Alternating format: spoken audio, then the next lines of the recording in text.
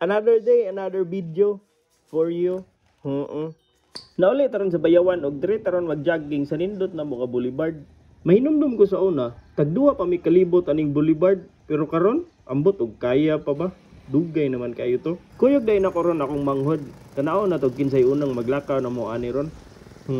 In case dili mo ganahan makabalo, ang Bayawan Boulevard mao ang giila nga longest boulevard diri sa Pilipinas. Sa record, aduna kini siya gilayon nga 7 kilometers nga shoreline. Aside ana, nindot pud ang view ani diri ug gitawag kini siya sa uban nga Sunset Boulevard. Now you know, ito si Kuya Kit na nagsasabing ligtas ang may alam. Tsada gyud ni joggingan diri kay nindot na ang aesthetics, presko pa dyan ang hangin. Ug kapuyan nagjogging ng uban, mamashangil na lang og picture-picture.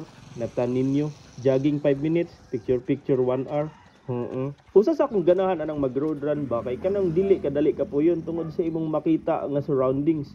Diba dili kapoy? Naglakaw na lang gani ko kay wala ko gikapoy. Ni ako manghod gikapoy naman siya, gadali ug uli so iya kong gibiyaan. Nahinayak naman jud ta maglakaw. Basa salaman ta og comment. Shout out Aisel Delicano, vlogger na lagi ang all. Ani man gud na, ka video raman gud ko para ma-encourage ko magpasingot ba. May na lang mabalik na ko akong pinabunan nga abs. Kapoy naman og lakaw, jogging tagbalik pawala sa kapoy. And as always, start slow, finish strong. Nya mulibot pa daw siya balik.